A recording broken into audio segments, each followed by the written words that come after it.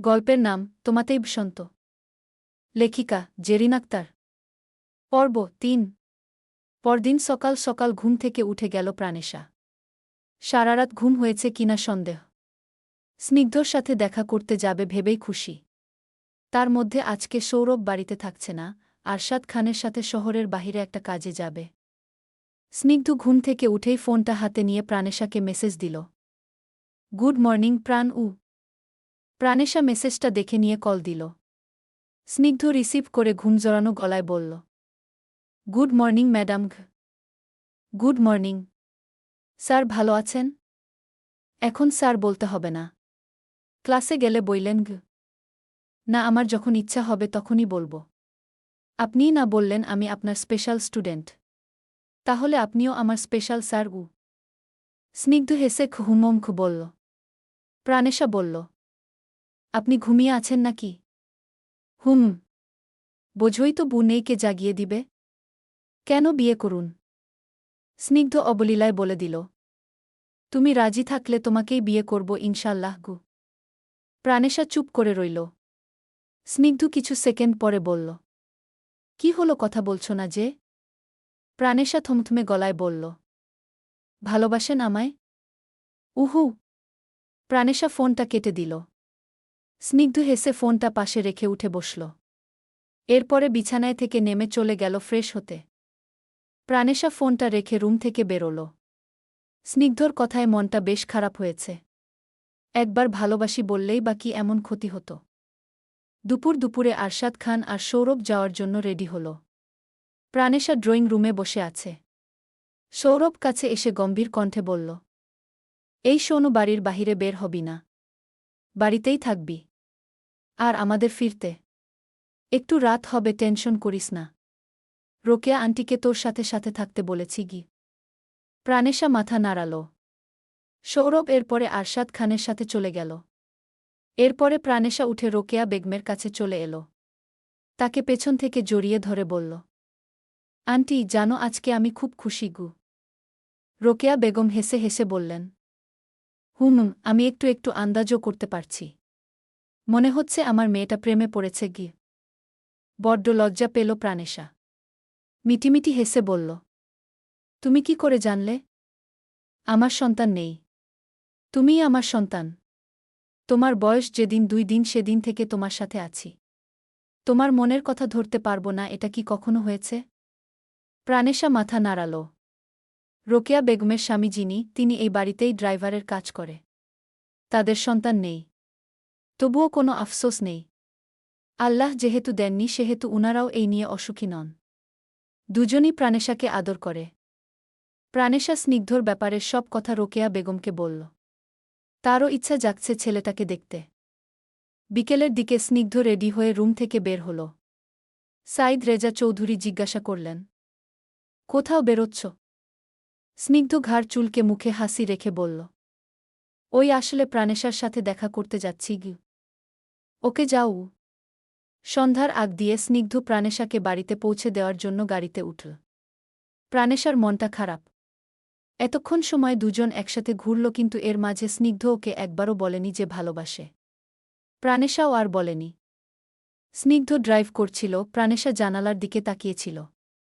এরপরই মনে হল 2-3টা বাইক ওদের ফলো করছে। স্নিগ্ধ মিনিট 2 যাওয়ার পরেই একটা ফাঁকা জায়গায় এল। এরপরে গাড়ি থামিয়ে প্রাণেশাকে বলল, প্রাণ বের হও, মনে হচ্ছে কেউ ফলো করছে। আমারও তাই মনে হচ্ছে। দুজনে গাড়ি থেকে নামতেই 4টা বাইক এসে ওদের ঘেরাও করে ঘুরতে লাগল। সবার মাথায় হেলমেট। প্রাণেশা ভয়ে স্নিগ্ধর হাত ধরে একটু ঘেঁষে দাঁড়াল। যদি ওর ভাই এই ছেলেগুলোকে পাঠিয়ে থাকে তখন? তাহলে তো স্নিগ্ধকে মারবে। স্নিগ্ধ প্রাণেশার ভয়ার্ত মুখখানা দেখে মুগ্ধ হল। বুঝতেও পারছে কি নিয়ে ভয় আছে। এর পরপরই বাইকগুলো থামল। ছেলেগুলোও নেমে হেলমেট খুল। স্নিগ্ধ প্রাণেশাকে ছাড়িয়ে ফিসফিস করে বলল, একটা মিনিট দাঁড়াও, আমি এক্ষুনি আসছি। স্নিগ্ধ চলে গেল গাড়ির কাছে। ব্যাক সিটের দরজা খুলে একগুচ্ছ লাল গোলাপ বের করে আনল। প্রাণেশা ছেলেগুলোকে চেনার চেষ্টা করছে। মনে হচ্ছে এক ঝলক কোথাও দেখেছে, কিন্তু মনে পড়ছে না। স্নিগ্ধ এসে প্রাণেশার কাঁধে হাত রাখল। প্রাণেশা পেছন ফিরতেই স্নিগ্ধ হাঁটু গেড়ে বসল। বাকি ছেলেগুলো ওদের উপরে গোলাপের পাপড়ি ছিটিয়ে দিল। প্রাণেশা ছেলেগুলোকে দেখে বড় অবাক হল। এরপরে স্নিগ্ধর দিকে তাকাতেই স্নিগ্ধ হেসে ফুলগুলো এগিয়ে ধরে বলল, আই লাভ ইউ প্রাণঘু। প্রাণেশা এবার বুঝতে পারছে এগুলো তাহলে ওকে সারপ্রাইজ দেওয়ার জন্য। স্নিগ্ধ আশাবাদী হয়ে তাকিয়ে আছে। প্রাণেশা হেসে ফুলগুলো নিয়ে বলল, আই লাভ ইউ টু। স্নিগ্ধ হাসল, আর বন্ধুরা তখনও গোলাপের পাপড়ি ছিটিয়ে দিচ্ছিল। স্নিগ্ধ উঠে দাঁড়িয়ে একটা রিং বের করে প্রাণেশার হাতটা নিয়ে পরিয়ে দিয়ে বলল, ভালোবাসি শুনতে চেয়েছিলে না, আমি ইচ্ছে করেই বলিনি। ভেবেছি একটু স্পেশাল ভাবে বলবো। তাই এটা একটা ছোট্ট সারপ্রাইজ ছিল। কয়েকদিনের মধ্যে আমার বউ করে আমার ঘরে নেওয়ার ব্যবস্থাও করব। নাকি আরও আগে চান ম্যাডাম? প্রাণেশা লজ্জা পেয়ে স্নিগ্ধর বুকে চাপড় মারল। একে একে স্নিগ্ধর বন্ধুগুলো প্রাণেশার সাথে পরিচিত হল। শুভহার বান্ধবীর জন্মদিনে প্রাণেশা স্নিগ্ধর এই বন্ধুগুলোকে দেখেছিল, তাই মনে করতে পারছিল না কোথায় দেখেছিল। সন্ধ্যার আগ দিয়ে স্নিগ্ধ প্রাণেশাকে ওর বাড়ির সামনে নামিয়ে দিয়ে গেল। প্রাণেশা সোজা বাড়ির ভিতরে ঢুকল। রোকেয়া বেগম ওর সামনে এসে অস্থির বললেন, তুমি এসেছ? তাড়াতাড়ি রুমে যাও, তোমার ভাই এলো বলে কি? প্রাণেশা কপাল কুঁচকে বলল, কি ভাইয়া আসছে? কিন্তু বল যে দেরি হবে আসতে গু। এখন ফোন দিয়েছিল। তোমাকে ফোনে না পেয়ে আমাকে বল যে প্রাণেশা কোথায়। আমি বলেছি ঘুমিয়েছ। এরপরে বলল, আমরা বাড়ির কাছাকাছি এসে পড়েছি। প্রাণেশা দৌড়ে উপরে নিজের রুমে এসে ড্রেস চেঞ্জ করল।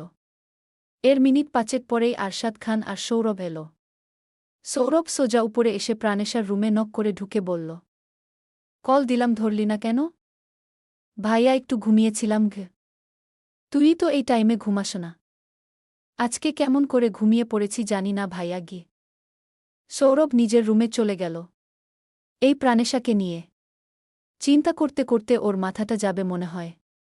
3টা মাস বাড়িতে না থাকার কারণেই এই মেয়ের আচরণ এমন হয়েছে। তার মূলেই হচ্ছে ওই দিনকানা বান্ধবীটা।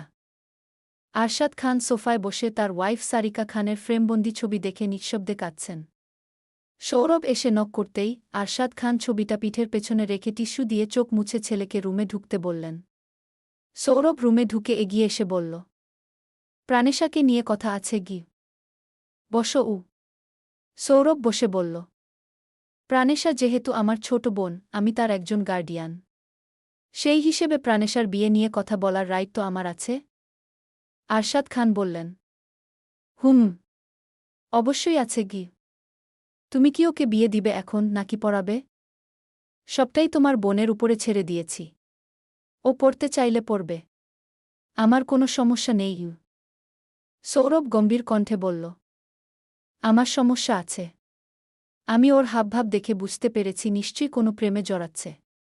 আমি থাকতে এই বাড়িতে কোনো প্রেমের বিয়ে হতে দিব না। হ্যাঁ, প্রেম করে বিয়ে করলে কিছু কাপল সুখী হয়।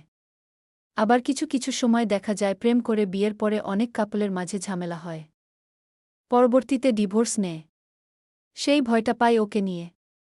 ওকে অনেক যত্নে ভালোবাসায় বড় করেছি, কেউ কিছু বললে আমি ভাই হয়ে সেটা সহ্য করতে পারব না। তার থেকে দেখে শুনে বিয়ে দিব। তাই তোমার সাথে কথা বলতে এলাম ঘ। আরশাদ খান ওর কথা বুঝে নরম কণ্ঠে বললেন, কি করতে চাও এখন? আমার বন্ধু আছে না, নাম হামিম। শুনেছই তো। ও দেখতে শুনতে ভালো। প্রাণেশার কলেজের লেকচারার। ও প্রাণেশাকে দেখে আমার কাছে বিয়ের প্রস্তাব দিয়েছে। ওর সাথে আমার অনেক দিনের পরিচয়ে বন্ধুত্ব। খারাপ না ছেলেটা। সব দিক দিয়েই ভালো, সাথে ফ্যামিলিও। হামিমকে সামনে থেকে দেখলে তোমারও পছন্দ হবে গু। আরশাদ খান ছেলের উপরে বিশ্বাস রেখে বললেন, তুমি যখন তোমার বন্ধুর কথা বলছো তাহলে ভালোই হবে। তোমার উপরে বিশ্বাস আছে আমার। কালকে ওই ছেলেকে এই বাড়িতে আসতে বলো, আমি দেখতে চাই। এরপরে ওদের বাড়ির সবাইকে আসতে বলব গু। সৌরভ মাথা হালকা নাড়িয়ে বলল, ঠিক আছে, কল করে জানাচ্ছি। সৌরভ হামিমকে কল দিয়ে কালকে আসতে বলল। হামিম যাবে বলেছে। কিন্তু একা একা প্রাণেশার বাবার সাথে কথা বলতে যেতে হবে শুনে বেশ নার্ভাস। অনেকক্ষণ ভেবে স্নিগ্ধকে কল দিল।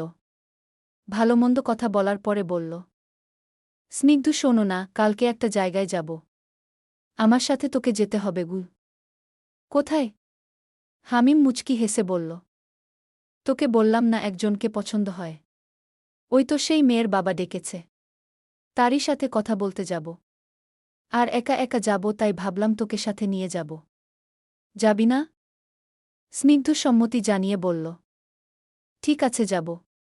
তুই গাড়ি নিয়ে যাওয়ার সময় আমাকে নিয়ে যাসকে। হামিম হাফ ছেড়ে বলল। থ্যাংক ইউ বন্ধু, বাঁচালি। অনেক অনেক থ্যাংক ইউ তোকে গি।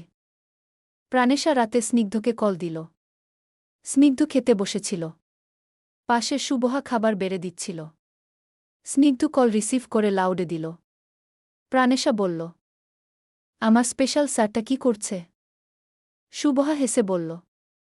ভাবি আপনার স্পেশাল স্যার রাতের খাবার খাচ্ছে গু। এই শুনে প্রাণেশা লজ্জা পেয়ে জিভে কামড় দিয়ে ফেল। স্নিগ্ধ হাসছে। সুবহা বলল। ভাবি আমি আগে থেকে জানি আপনারা প্রেম করছেন। থাক, আর লজ্জা পেতে হবে না গি। প্রাণেশা আমতা আমতা করে বলল। তা তাহলে পরে ফোন করব। হ্যাঁ, রাখছি। কল কেটে দিল প্রাণেশা। স্নিগ্ধ আর সুবহা হেসে উঠল। বেচারি লজ্জা পেয়েছে খুব। পরের দিন হামিম স্নিগ্ধর বাড়ির সামনে গাড়ি নিয়ে দাঁড়াল। স্নিগ্ধ রেডি হয়ে বের হল। এরপরে গাড়িতে উঠে বসল। কিছু টুকটাক কথা বলল। স্নিগ্ধ যাচ্ছে তো, কিন্তু মেয়ের বাড়ি কোথায়, কি করে, কিচ্ছু তো শোনেনি। শুধু যাচ্ছেই। স্নিগ্ধ জিজ্ঞাসা করল। হামিম আগে বল, মেয়েটাকে কি করে, পড়াশোনা করে নাকি জব করে? হামিম হেসে বলল। আরে আমাদের ডিপার্টমেন্টে অনার্স প্রথম বর্ষে পড়ে সেই মেয়ে। সেদিন ক্লাসের সামনে দাঁড়িয়ে কথা বললাম। প্রাণেশা নাম ওর। ওকেই পছন্দ করি। ওর ভাই আমার বন্ধু। ওর কাছে বিয়ের প্রস্তাব দিয়েছি। সেখানে প্রাণেশার বাবা আমাকে দেখা করতে বলেছে। 2-1 দিনের মধ্যে আমার ফ্যামিলিও আসবে ওকে দেখতে গু। এই শুনে স্নিগ্ধ পুরো থম মেরে তাকিয়ে রইল। এখন কি বলবে তা ওর জানা নেই। শুধু বুকের ভিতরে হার্টবিট বেড়ে চলছে, হাঁসফাঁসও শুরু করে দিল। হামিমের ফোনে কল এলো। সৌরভ কল দিয়েছে। হামিম কথা বলছে। স্নিগ্ধ নিজের ওয়ালেটটা বের করল। একটু করে প্রাণেশার ছবিটা দেখে শ্বাস ছেড়ে তৎক্ষণাৎ বলল। গাড়ি থামা হামিম। হামিম ফোন সরিয়ে গাড়ি থামিয়ে বলল। কি হয়েছে? স্নিগ্ধ বলল। ওই আসলে বাবা মেসেজ দিয়েছে। তার অফিসে নাকি একটা ইম্পর্ট্যান্ট কাজ পড়ে গিয়েছে, যেতে বলছে আমাকে গু। তাহলে যাবি না আমার সাথে? শরীরে বন্ধু। ইম্পর্ট্যান্ট কাজ যে। এখন বাবা এদিকেই আসছে। যাওয়ার সময় নিয়ে যাবে গু। ঠিক আছে তাহলে, আর কি করার। স্নিগ্ধ গাড়ি থেকে নামল। এরপরে একটা রিক্সা নিল। ও ভেবেই পাচ্ছে না প্রাণেশা এগুলো এখনও ওকে জানায়নি কেন। বিয়ে পর্যন্ত যে কথাবার্তা চলছে নিশ্চয়ই প্রাণেশার অজানা নয়। তাহলে না বলার কারণ কি? স্নিগ্ধ বাড়িতে ঢুকেই হাতের সামনে যা পেল সব ফ্লোরে ছুঁড়ে মারছে। ড্রয়িং রুমের সব ফুলদানি ভেঙে ফেল। কাচের টিটেবিলটাও। রাগে চোখে দেখছে না কি করবে। সুবহা এসে স্নিগ্ধকে ধরে উদাসীন কণ্ঠে বলল। ভাইয়া তুমি এমন করছো কেন? কি হয়েছে? স্নিগ্ধ কয়েক সেকেন্ড চোখ বন্ধ করে তপ্ত শ্বাস ছেড়ে বলল। প্রাণেশার বিয়ে নিয়ে কথা হচ্ছে, আর আমাকে এই নিয়ে কিচ্ছু বলেনি। হামিমের সাথে না গেলে জানতেই পারতাম না। হামিমই ওকে বিয়ে করতে চায়। স্নিগ্ধ দাঁড়াল না, হনহন করে চলে গেল উপরে। রাজিয়া বেগম রুম থেকে বেরিয়ে সুবহাকে জিজ্ঞাসা করলেন কি হয়েছে। সুবহা এড়িয়ে গেল, প্রাণেশার কথাটা বলল না। স্নিগ্ধই না করেছে বলতে। স্নিগ্ধ রুমে এসে এসিটা অন করে বিছানায় বসল। কি করবে, ওর মাথা কাজ করছে না। হামিম তো আর মিথ্যে বলেনি। এদিকে হামিম এলো খান বাড়িতে। সৌরভ হামিমকে সোফায় বসতে বলল। রোকেয়া বেগম নাস্তাপানি নিয়ে গেলেন। আরশাদ খান বাড়িতে নেই। অফিসে থেকেই ফিরেননি। সৌরভ কল দিল। আরশাদ খান বললেন ফিরতে লেট হবে। হামিম আরও ঘণ্টাখানিক বসে রইল। এরপরে আরশাদ খান এলেন। তিনি ফ্রেশ হয়ে এসে হামিমের সামনে বসলেন। বলতে গেলে আরশাদ খান ইচ্ছে করেই দেরিতে বাড়িতে ফিরলেন। হামিমের ধৈর্য কতখানি দেখতে হবে তো। আরশাদ খান হামিমের সাথে কথা বললেন। মোটামুটি কথাবার্তা, আচার আচরণ দেখে উনার পছন্দ হল। হামিম চলে যেতেই রোকেয়া বেগম উপরে এসে প্রাণেশাকে সব বললেন। হামিম এসেছে বলে প্রাণেশা ইচ্ছে করেই এতক্ষণ রুম থেকে বের হয়নি। প্রাণেশা যখন থেকে শুনেছে হামিমের সাথে ওরা বিয়ের কথা বলছে তখন থেকেই মন খারাপ, চোখ দিয়ে পানিও পড়ছে। রোকেয়া বেগম প্রাণেশার চোখের পানি মুছে দিয়ে বললেন, কাঁদছ কেন মা? বিয়ের কথা বলছে বলেই কি বিয়ে হয়ে যাবে গু? ভাইয়া আর বাবা যা বলবে তাই হবে। যদি ওরা বিয়ে দিয়ে দেয় তখন কি করব? আরশাদ খান আর সৌরভ রুমে এলো। সৌরভ প্রাণেশার দেখে তড়িৎ পায়ে কাছে এসে বলল, কিরে কাঁদছিস কেন? কি হয়েছে? কেউ বকেছে? রোকেয়া বেগম চলে গেলেন। প্রাণেশা ভাঙা গলায় বলল, কিছু হয়নি। সরো, তোমাদের আমার সাথে কথা বলতে হবে না। আমাকে না জানিয়ে বিয়ে পর্যন্ত চলে গেলে আর এখন বলছো কি হয়েছে? আরশাদ খান প্রাণেশার পাশে বসে বললেন, তুমি কি চাও মা বলো? তুমি কি আরেকটু সময় চাও? প্রাণেশা সৌরভের দিকে তাকিয়ে বলল, হ্যাঁ, আমার একটু সময় লাগবে। দরকার হলে তোমার ছেলেকে বিয়ে করাও। আমার পেছনে লেগেছ কেন? সৌরভ রাগে শুধু দাঁত চেপে কিছুক্ষণ তাকিয়ে রইল। এরপরে ধূপধাপ পা ফেলে বেরিয়ে গেল। নিচে এসে রোকেয়া বেগমকে জিজ্ঞাসা করল, আন্টি কি হয়েছে প্রাণেশার? কাঁদছিল কেন? বিয়ে করবে না নাকি? রোকেয়া বেগম বললেন, আজকে যে ছেলেটা এসেছিল বিয়ে নিয়ে কথা বলল, সেটা প্রাণেশাকে বলার পরেই ও কাঁদছে গি। সৌরভ গুমোট গলায় বলল, ও কি কাউকে ভালোবাসে? রোকেয়া বেগম নিচু গলায় আমতা আমতা করে বললেন, না, আসলে আমি বলতে পারলাম না গি। সৌরভ যা বোঝার বুঝে গিয়েছে। আর কথা শোনার প্রয়োজন মনে না করে প্রাণেশার কাছে চলে গেল।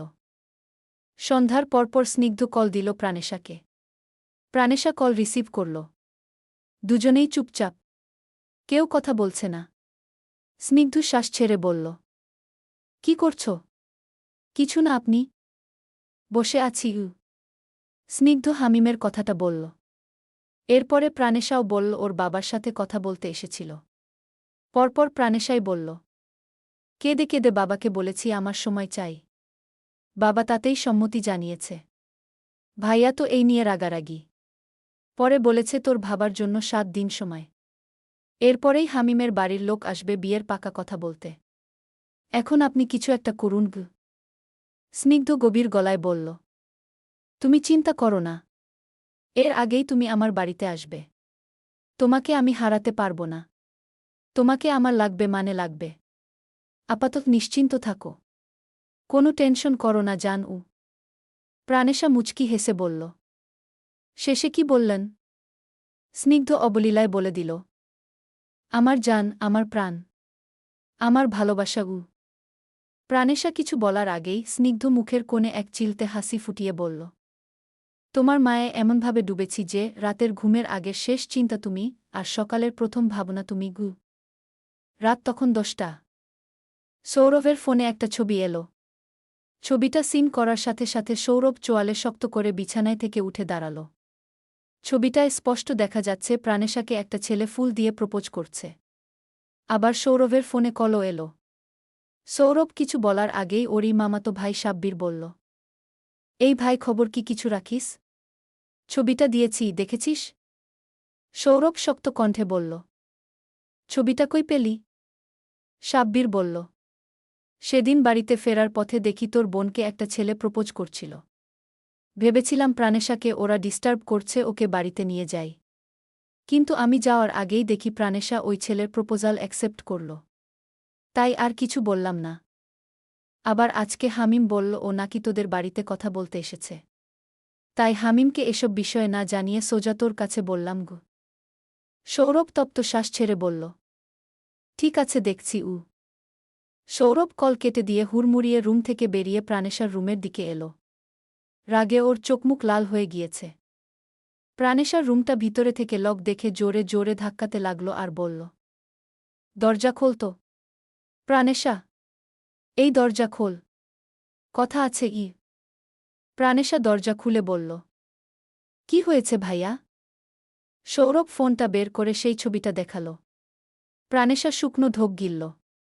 সৌরভ শক্ত গলায় বলল, এক কথায় উত্তর দিবি, এইটা কি তুলি? প্রাণেশা দমে গেল না। স্বাভাবিকভাবেই বলল, হ্যাঁ আমিই গু। প্রাণেশা স্বীকার করার সাথে সাথে সৌরভ দাঁত চেপে বলল, তোকে এসব প্রেম ভালোবাসায় জড়াতে না করেছি না? ছোট থেকে কি শিক্ষা দিয়েছি? সব ভুলে গিয়েছিস? প্রাণেশা জোর গলায় বলল, ভাইয়া ছেলেটা ভালো, আমায় কখনই ছেড়ে যাবে না আগে। সৌরভ কোমরে হাত রেখে তপ্ত শ্বাস ছেড়ে বলল, ও আমার জানা আছে কে কেমন হবে।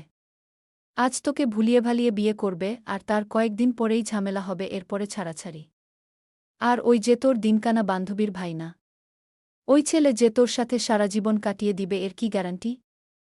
না ভাইয়া, উনি এমন না। উনি আমায় অনেক আগে থেকে ভালোবাসে গি। সৌরভ ধমক দিয়ে বলল, চুপ, মুখে মুখে তর্ক করিস? প্রাণেশা ভাইয়ের দিকে তাকিয়ে বলল, ভাইয়া মুখে মুখে তর্ক করছি না, আমি উনাকে ভালোবাসি। তুমি খোঁজ নিয়ে দেখো, উনি খারাপ না, এমনকি উনার পরিবারও খারাপ না আগে। সৌরভ নিজের রুমের দিকে যেতে যেতে রাগী কণ্ঠে বলল, পরিবার পর্যন্ত চলে গিয়েছে, তাহলে এই বাড়িতে কেন থাকিস? ওইখানে চলে যা। প্রাণেশা একটা শুনে মুখ ভেঙচি দিয়ে দরজা লাগিয়ে শুয়ে পড়ল। সকাল সকাল প্রাণেশা ভার্সিটিতে যাওয়ার জন্য রেডি হল। সৌরভ খাবার টেবিলে গম্ভীর হয়ে নাস্তা করছে। প্রাণেশা এসে চুপচাপ ব্রেকফাস্ট করতে বসল। দুই ভাইবোনের মাঝে কোনো কথা হল না। প্রতিদিনের মতো আজও সৌরভ প্রাণেশাকে ভার্সিটিতে দিয়ে অফিসে চলে গেল। আরশাদ খানও এসেছে। সৌরভ তার কেবিনে ঢুকেই বলল, তোমাকে বলেছিলাম না তোমার মেয়ে প্রেম করছে? আর দেখো তাই হয়েছে। থাকে তো একটা দিনকানা বান্ধবীর সাথে, সেই বান্ধবীর ভাইয়ের সাথেই প্রেম করছে। আমি তো ওদের রিলেশন মানব না গি। আরশাদ খান বললেন, এত হাইপার হয়ো না সৌরভ, বসো। সৌরভ বসল। আরশাদ খান বললেন, তোমার বোন যে ছেলেকে পছন্দ করে সে করে কি? প্রাণেশার ভার্সিটির লেকচারার গু। আরশাদ খান ভাবুক গলায় বললেন, হামিম আর ওই ছেলে একই ইউনিভার্সিটির লেকচারার গ। হুমুঙ্গ। ছেলেটার নাম কি? স্নিগ্ধৌ। তুমি শিওর তোমার বোন ওর সাথেই রিলেশন করে? সৌরভ তখনই স্নিগ্ধ প্রাণেশাকে প্রপোজ করার পিকচারটা দেখালো আরশাদ খানকে। আরশাদ খান বললেন, ছেলেটা কেমন খোঁজ নিয়ে দেখেছ?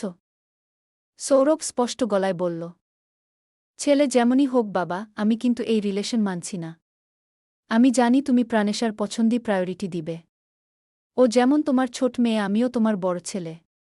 আমি এই রিলেশন মানব না গি। আরশাদ খান কিছুক্ষণ ভেবে সৌরভকে বললেন, আজকে প্রাণেশাকে দুপুরে আমি নিতে যাব। তুমি অফিসটা হ্যান্ডেল করো। ওকে। আরশাদ খান এলেন প্রাণেশার ইউনিভার্সিটির সামনে। প্রাণেশা আর সুবহা বের হয়ে এলো। আরশাদ খানকে দেখে সুবহা বলল, কেমন আছেন আঙ্কেল? এই তো ভালো।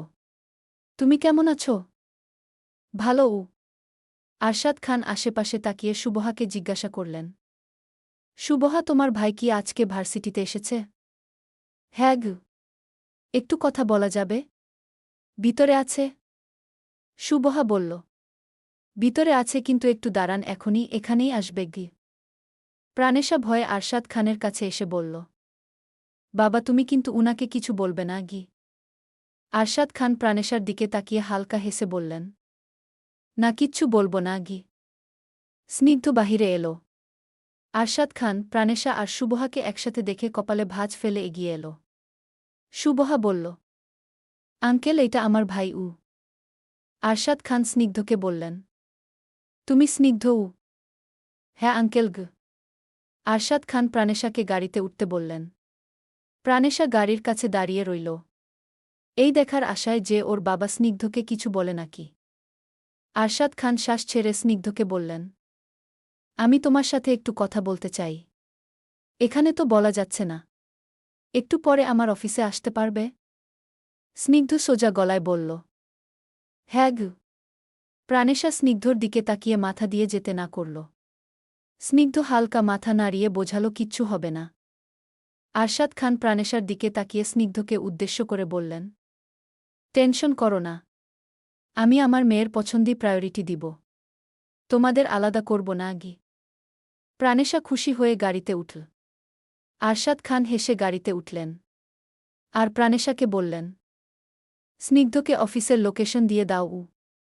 স্নিগ্ধ প্রাণেশা আর ওর বাবার হাসি দেখে কনফিউজড। আদৌ কি সম্পর্ক মানার জন্য ডাকল নাকি তার মেয়েকে ভুলে যাওয়ার জন্য কথা বলবে? যত যাই হোক, স্নিগ্ধ কোনো মূল্যেই প্রাণেশাকে ছাড়বে না। প্রাণেশা স্নিগ্ধকে অফিসের লোকেশন পাঠিয়ে দিয়ে আরশাদ খানকে বলল, বাবা আমি তোমার সাথে যাই? তুমি এই সময় অফিসে যাবে কেন? বাবা তুমি তো আবার স্নিগ্ধকে কিছু বলবে না? আমি উনাকে ভালোবাসি বাবা। উনার বাড়িতে গিয়েছিলাম, সবাই ভালো। বাবা তুমি প্লিজ আমাদের আলাদা করো না। আমি তো তোমার কাছে কোনোদিন কিচ্ছু চাইনি। বাবা আজ আমি চাইব, আমার স্নিগ্ধকেই লাগবে বাবা। তুমি দিবে না? আরশাদ খান নরম গলায় বললেন, তুমি আমার কাছে একটা জিনিস চেয়েছ আর দেব না তা কি করে হয়? দেখি আসুক স্নিগ্ধ, কথা বলে দেখি। আর তোমার ভাই তো রেগে বোম হয়ে আছে গি। প্রাণেশা চোখ ছোট ছোট করে বলল, তা থাকুক। নিজে প্রেম করবে না দেখে কি অন্যও করবে না? আমিও দেখব ভাইয়া বিয়ের সময় কি করে। আরশাদ খান হাসলেন। বলতে গেলে কালকে হামিমকে তার পছন্দ হয়নি বলতে, ছেলেটার মাঝে সবই ঠিক আছে তবুও কেন যেন মন টানছে না। স্নিগ্ধ শুভহাকে নিয়ে বাড়িতে ফিরে এল। এরপরে শাওয়ার নিয়ে সাদা শার্ট আর সাথে কালো প্যান্ট পরে রুম থেকে বের হল। নিচে ডাইনিং টেবিলে এসে পানি ভরে খাচ্ছিল। রাজিয়া বেগম জিজ্ঞাসা করলেন, কোথাও বেরোচ্ছিস? হুমুঙ্ঘ। কোথায়? আমি একটা মেয়েকে ভালোবাসি। সেই মেয়ের বাবার সাথে দেখা করতে গু। রাজিয়া বেগম যেন আকাশ থেকে পড়লেন। এই ছেলে বলে কি? তিনি স্নিগ্ধর বউ হিসেবে মেয়ে ঠিক রেখেছেন, তাহলে সেটা কি হবে? রাজিয়া বেগম স্নিগ্ধকে বললেন, দেখ মজা করবি না। সত্যিই মেয়ের বাবার সাথে কথা বলতে যাচ্ছিস? স্নিগ্ধ গম্ভীর কণ্ঠে বললেন, তোমার কি মনে হয় আমি মজা করি? রাজিয়া বেগম শক্ত কণ্ঠে বললেন, মজা কিনা জানি না। তোর বউ হিসেবে আমি মেয়ে পছন্দ করেই রেখেছি। যখন প্রয়োজন হবে তখন প্রস্তাব নিয়ে যাব গু। স্নিগ্ধ গ্লাসটা শব্দ করে রেখে কর্কশ গলায় বলল, আমি আমার পছন্দ করা মেয়েকেই বিয়ে করব। এই সম্পর্কে আর কোনো কথা শুনতে চাই না আমি। যদি এই নিয়ে কথা বলো তাহলে আমি বাড়ি ছেড়ে চলে যেতে বাধ্য হব গু। রাজিয়া বেগমের থেকে কোনো কথা আসার আগেই স্নিগ্ধ গটগট করে বাহিরে চলে গেল। শুভহা উপরে দাঁড়িয়ে খিলখিলিয়ে হাসছে। রাজিয়া বেগম স্নিগ্ধর অগোচরে যেই মেয়েকে পুত্রবধূ হিসেবে পছন্দ করে রেখেছিলেন সেই মেয়েই প্রাণেশা। স্নিগ্ধ সেটা জানে না। আর রাজিয়া বেগমও জানেন না স্নিগ্ধ যে মেয়েকে বিয়ে করতে চায় সে প্রাণেশাই। শুভহা এখন আর তার মাকে বলতে গেল না। রাতে যখন ওর বাবা আসবে তখন ওর বাবাকে দিয়েই বলাবে। স্নিগ্ধ অফিসে এসে পৌঁছাল। থার্ড ফ্লোরে এসে সামনেই পড়ল সৌরভ। স্নিগ্ধকে দেখেই ও বলল, তুমি এখানে কেন? স্নিগ্ধ বলল না যে আরশাদ খান ডেকেছে। কথা ঘুরিয়ে বলল, আসলে ভাইয়া আপনার বাবার সাথে একটু কথা বলতে এসেছি। সৌরভ গম্ভীর কণ্ঠে বলল, যা বলার আমাকে বলো। স্নিগ্ধ মাথা নাড়িয়ে বলল, আপনার বাবাকেই বলতে হবে। এই মুহূর্তে একজন স্টাফ এসে স্নিগ্ধকে বললেন, আপনাকে স্যার আসতে বলেছে তাই না? উনি একটা মিটিংয়ে আছেন, একটু লেট হবে বের হতে। এখন আপনার যদি ইচ্ছে হয় তাহলে উনার কেবিনে গিয়ে ওয়েট করবেন। আর ইচ্ছে না হলে কালকেও আসতে হবে গ। স্নিগ্ধ সোজা গলায় বলল, আমাকে নিয়ে চলুন গ। সৌরভ বুঝতে পারল স্নিগ্ধকে ওর বাবাই ডেকেছে। এরপরই ও রেগে গিয়ে স্টাফকে বলল, তোমার স্যারকে বলো আমি তার অফিস করব না গিয়ে। স্টাফটি জিজ্ঞাসু কণ্ঠে বললেন, কেন স্যার? সৌরভ দাঁত কিরমির করে বলল, অন্য কোথাও কাজ করব গ। বলে হন হন করে বেরিয়ে গেল। স্নিগ্ধ স্টাফটিকে বলল, উনি রেগে গেল কেন? স্টাফ আশেপাশে তাকিয়ে বললেন, এত মাত্র অল্প। উনি তো আরও রাগী গ। স্নিগ্ধ মনে মনে বলল, রাগী জানতাম কিন্তু এত রাগী। যাক সমস্যা নেই, সুর ভালো হলেই হবে। এখন উনার সাথে কথা বললেই বোঝা যাবে উনি কেমন। সন্ধ্যার পরে সৌরভ বাড়ির দিকে যাচ্ছিল। গাড়িটা খুব আস্তে চালাচ্ছিল আর সিগারেট খাচ্ছিল। কোনো কিছুতেই ভালো লাগছিল না, তাই রাস্তার এক সাইডে গাড়িটা থামিয়ে নামল। খুব একটা গাড়ি নেই এই রাস্তায়। সৌরভ গাড়িতে হেলান দিয়ে একটার পর একটা সিগারেট খেয়ে শেষ করছে। এদিক থেকে হঠাৎ কয়েকজন লোকের জোরে জোরে কথা বলার শব্দে পেছন ফিরে তাকাল। মনে হচ্ছে অ্যাক্সিডেন্ট হয়েছে। সৌরভ কপাল কুঁচকে এগিয়ে গেল। এদিকে তো কোনো গাড়িই নেই, 2-1টা রিক্সা শুধু। একজন লোক বলছে মেয়েটা রাস্তা পার হতে গিয়ে রিক্সার সাথে বাড়ি খেয়েছে। সৌরভ এগিয়ে গিয়ে দেখতে পায় একটা মেয়ে পড়ে আছে। দুটো মহিলা এসে মেয়েটাকে সোজা করতেই সৌরভ দেখে এটা প্রাণেশার বান্ধবী শুভহা। শুভহাকে রাস্তায় পড়ে থাকতে দেখে সৌরভ আশেপাশে তাকাল। ওর ভাইকে তো দেখছে না, এমনকি কোনো বন্ধুবান্ধবকেও দেখছে না। মিনিট 2 অপেক্ষা করার পরে সৌরভ শুভহাকে পাজা কোলে তুলে নিয়ে একটা মহিলাকে বলল সাথে যেতে। সে সাথে সাথেই গেল। শুভহাকে নিয়ে একটা প্রাইভেট হসপিটালে ভর্তি করাল সৌরভ। মাথায় আর হাতের কুনুইতে ছিলে গিয়েছে। সেটা ওয়াশ করে মেডিসিন দিয়ে ব্যান্ডেজ লাগিয়ে দেওয়া হল। আর সেন্স ফিরেনি, স্যালাইন চলছে। সৌরভ ওর বেডের পাশে চেয়ারে বসে ফোন স্ক্রোল করছে। শুভহার জ্ঞান ফিরতেই ও চোখ পিটপিট করে তাকিয়ে রুমটা দেখে উঠে বসতে নিলে সৌরভ বলে উঠল, এই উঠছ কেন? হাতে স্যালাইন দেখতে পাওনি? শুভহা শুয়েই রইল। মনে করার চেষ্টা করল কি করে ব্যথা পেল। আর সৌরভ ফোন স্ক্রোল করতে করতেই রুম থেকে বেরিয়ে নার্স আর ডক্টরকে ডেকে আনল। ডক্টর শুভহাকে দেখল, স্যালাইন শেষ হওয়ায় সেটা খুলে দিল। স্নিগ্ধ ডক্টরকে জিজ্ঞাসা করল, পেশেন্টের কি রাত থাকতে হবে এখানে? ডক্টর বললেন, না, থাকতে হবে না। আমি মেডিসিন লিখে দিচ্ছি, এগুলো খেলেই হবে গু। ডক্টর নার্সকে নিয়ে চলে গেলেন। শুভহা সৌরভকে যত দেখছে অবাক না হয়ে পারছে না। ও আনুমানিক সন্ধ্যার দিকে মনে হয় রাস্তায় পড়েছিল, আর এখন বাজে রাত প্রায় 10টা। এতক্ষণ পর্যন্ত তাহলে সৌরভই পাশে ছিল। শুভহা কৌতূহল নিয়ে জিজ্ঞাসা করল, ভাইয়া আপনি কি সন্ধ্যা থেকে এই পর্যন্ত এখানেই রয়েছেন? সৌরভ মনে মনে বলল, না, আমি থাকব কেন? আমার আত্মা ছিল গু। শুভহা জিজ্ঞাসু দৃষ্টিতে তাকিয়ে রইল। সৌরভ গম্ভীর কণ্ঠে বলল, হুমুঙ্ঘ। এদিকে প্রাণেশা খুবই চিন্তিত। সৌরভ বাড়িতে ফিরছে না বলে। সেই রাতে বকাবকি করেছিল, তারপর থেকে একটা কথাও হয়নি। যতই হোক বড় ভাই তো। 9:30টার উপরে বেজে গিয়েছে, এখনও আসছে বলে কল দিল। সৌরভ কল রিসিভ করে বলল, হ্যাঁ বল। ভাইয়া রাগ করে আছো আমার উপরে? বাড়িতে ফিরে এসো না। তোমার জন্য বসে আছি, খাইনি আমি, খিদে পেয়েছে গি। আসছি গো। সৌরভ কল কেটে দিয়ে তাড়াহুড়ো করে রিসিপশন থেকে ডিসচার্জ পেপার আর প্রেসক্রিপশন নিয়ে হসপিটালের বিল পে করে দিয়ে শুভহার কাছে এল। শুভহাকে বলল, এখন যেতে পারবে? হুমুঙ্ঘ। এসো। শুভহা সৌরভের পেছন পেছন এল। গাড়ির কাছে এসে শুভহা ড্রাইভিং সিটের পাশে বসল। সৌরভ শুভহার ওষুধ আনার জন্য সামনের একটা ফার্মেসিতে গেল।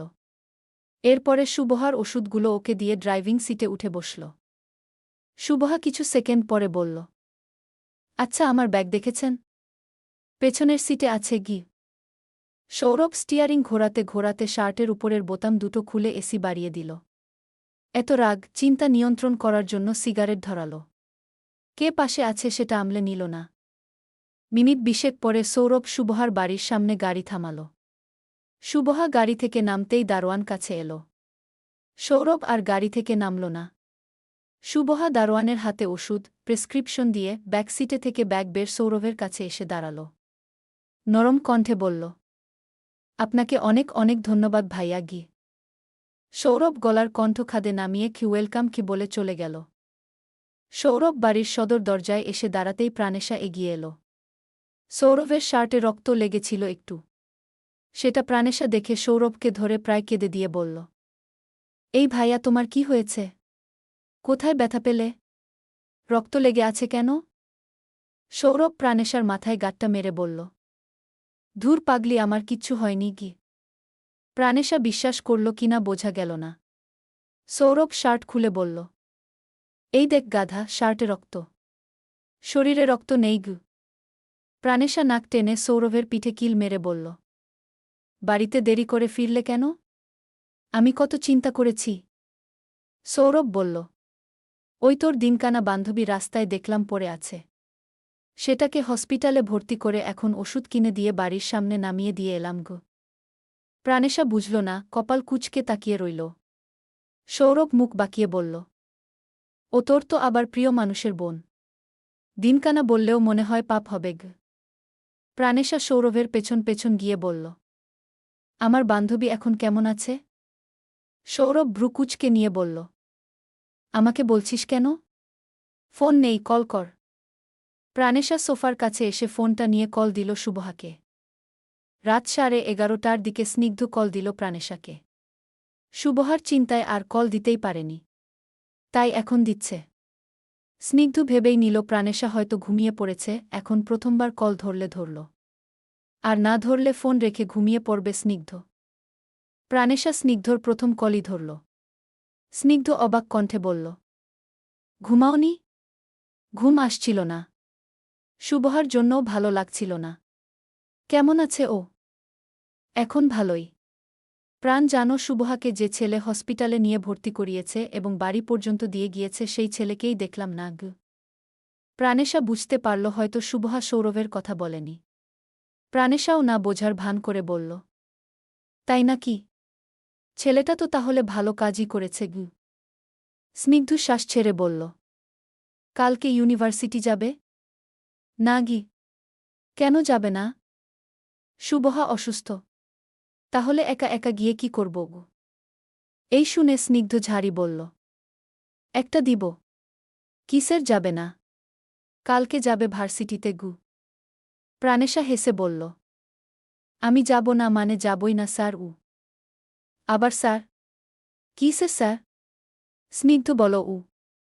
প্রাণেশা কখনই স্নিগ্ধকে নাম ধরে ডাকবে না, তাই এই প্রসঙ্গ পাল্টাতে বলল, আচ্ছা আজকে বাবা আপনাকে ডেকে কি বললেন না তো? স্নিগ্ধ হেসে বলল, তোমার বাবা আমার বাবা-মাকে যেতে বলেছে গি।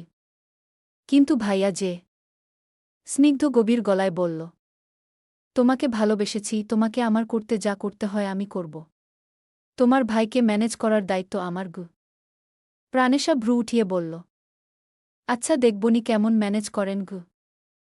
হুম, পারব আমি, বুঝলে। প্রাণেশা হেসে বলল, স্যার আই লাভ ইউ গে। স্নিগ্ধ হেসে ছোট্ট করে বলল, হুমুং ঘ। স্যার আই লাভ বলেছি। আমি হুমুং বললামই তো গু। না, এতে হবে না। I love you. I love you too গু। সকালে ব্রেকফাস্ট করার সময় আরশাদ খান স্নিগ্ধর ব্যাপারে সৌরভকে কিছু বলার চেষ্টা করছে কিন্তু সাহস হচ্ছে না। আবার কালকে শুনল সৌরভ রাগ করে অফিসে থেকে বেরিয়ে এসেছে। এমনকি সেই রাগে সৌরভ অফিসে যাবেই না। সৌরভ খাবার খাচ্ছে, সাথে ফোন স্ক্রোল করছে। প্রাণেশা পাশে বসা। সৌরভ ওকে যত কিছুই বলুক ও সৌরভের পিছু ছাড়ে না। বিড়ালের মতো পেছন পেছনই ঘুরে। এই জন্যই বোধহয় সৌরভ ওকে বিড়ালের বাচ্চাই বলে। আরশাদ খান সৌরভকে ছোট্ট করে ডাকলেন, সৌরভ। সৌরভ মাথা তুলে ফোন পাশে রেখে বলল, বলো উ। বলছি অফিসে যাবে না? না গি। ঠিক আছে, সমস্যা নেই। আচ্ছা একটা বলবো। বলো। আরশাদ খান নরম কণ্ঠে বললেন, স্নিগ্ধ ছেলেটা ভালো। খোঁজ নিয়েছি। তোমার বোনের জন্য মানানসি আর সব দিক থেকেই ভালো। দুজনের বিয়েটা দিয়ে দেই। সৌরভের ভালো মেজাজটা বিগড়ে গেল। চুপ করে রইল। যা দেখে প্রাণেশা মনটা খারাপ করে মাথা নিচু করে রইল। সৌরভ প্রাণেশার দিকে তাকিয়ে আরশাদ খানকে বলল, ভালো হলে বিয়ে দাও, আমাকে বলছো কেন? তুমি যখন স্নিগ্ধকে ডেকেছ আবার তার বাড়ির লোক আসতেও বলেছ, আমাকে জানিয়েছ? তোমার মেয়ে, তুমি যা ভালো বোঝো তাই করো। আমি কে? আমি তো কেউ না খান বাড়ির। নিজেই সিদ্ধান্ত নিতে পারো। আমিও নিজেকে খান বাড়ির কেউ মনে করি না। বহু বছর আগে মা নামক কেউ একজন ছিল, সে চলে যাওয়ার পর নিজেকে এই বাড়ির কিচ্ছু মনে করি না। ছোট ছিলাম তবুও সেই মানুষটাই আমার সিদ্ধান্ত শোনার অপেক্ষা করত। তাছাড়া কে আমায় আপন ভাবে? প্রাণেশা মাথা নত করেই রইল। আরশাদ খান লম্বা শ্বাস ছাড়লেন। সৌরভ ফোনটা নিয়ে উঠে চলে গেল উপরে। প্রাণেশাও আর খেল না। ভাইয়ের মুখে মায়ের কথা শুনে সেও নিঃশব্দে কাঁদতে কাঁদতে চলে গেল উপরে। সৌরভ এসে রুমে বসে সিগারেট ধরিয়ে খাচ্ছিল। ও কাঁদবে না কি করবে ঠিক পাচ্ছে না। এই হাত দিয়ে যেই বোনটাকে মানুষ করল তার আবার বিয়ে হবে। আবার পছন্দ করে বিয়ে করছে। আজ ভালোবাসছে, যদি কালকে বলে তোমাকে ভালো লাগে না তখন? এই নিয়েই সৌরভ খুব ভয় পায়। বেলা ৯টার দিকে সৌরভ বেরিয়ে যায়। সারাদিনে আর বাড়ি ফিরল না। রাত ৮টার দিকে প্রাণেশা রুম থেকে বেরিয়ে নিচে এলো। সারাদিনে ভাইও বাড়ি ফিরেনি আর প্রাণেশাও কিচ্ছুটি খায়নি। প্রাণেশা ড্রয়িং রুমে এসে যখন শুনল সৌরভ এখনও আসেনি তখন আরও মনটা খারাপ হয়ে গেল। আরশাদ খান পাশে বসে কল দিচ্ছে সৌরভকে। প্রাণেশা জেদ ধরে বলল, দেখি কতক্ষণ ভাইয়া বাড়িতে না এসে থাকতে পারো। আমিও খাব না। দেখি কতক্ষণ জেদ দেখিয়ে বাহিরে থাকতে পারে। আমিও দেখব ও কি করে আমার ভালোবাসা না মানে। যে পর্যন্ত না মানবে সেই পর্যন্ত কিচ্ছু খাব না। দরজাও খুলব না ঘি। এই বলে প্রাণেশা উপরে চলে গেল। প্রাণেশা যা জেদ ধরে তাই করে দেখায়। আরশাদ খান দুই ছেলেমেয়ের চিন্তায় পাগল হয়ে যাওয়ার পর্যায়ে। সৌরভ ফিরল রাত 11টায়। রোকেয়া বেগম দুজনের জন্য খাবার নিয়ে বসেছিলেন। সৌরভকে দেখে তিনি এগিয়ে এলেন। সৌরভকে বললেন, সারাদিন কোথায় ছিলে বাবা? এদিকে আমরা সবাই কত চিন্তা করছি গ। সৌরভ বলল, একটা বন্ধু অসুস্থ, তার সাথে দেখা করতে শহরের বাহিরে গিয়েছিলাম। ফোনটায় চার্জ ছিল না গে। রোকেয়া বেগম খাবার রেডি করছেন। সৌরভ তাকে বলল, আমি খাব না, এখন ভালো লাগছে না। খাবার বাড়তে হবে না, শুয়ে পড়ব। রোকেয়া বেগম নিচু গলায় বললেন, তুমি বেরিয়ে যাওয়ার পরে থেকে এখন পর্যন্ত তোমার বোন না খেয়ে আছে। তুমি ওর সাথে কথা বলে ওকে বুঝিয়ে কিছু খাওয়াও, না হলে অসুস্থ হয়ে যাবে গু। সৌরভ গম্ভীর কণ্ঠে বলল, খাবার নিয়ে উপরে আসো গু। রোকেয়া বেগম খুশি হয়ে খাবার নিয়ে উপরে গেলেন। প্রাণেশা সৌরভের ডাকে রুমের দরজা খুলে দিল। রোকেয়া বেগম খাবারগুলো রুমে রাখল। আরশাদ খানও এলেন। সৌরভকে জিজ্ঞাসা করলেন, এত দেরি করে ফিরলে কেন? সৌরভ ভ্রুকুচকে নিয়ে কিছু একটা ভাবল, এরপরে ফট করে মিথ্যে কথা বলল, আরও আগে ফিরতাম কিন্তু একটু লেট হলো। বাবা, প্লেনের টিকিট কেটে আসলাম। এই সপ্তাহেই লন্ডনে চলে যাব। যারা যারা পড়ছেন রেসপন্স করবেন।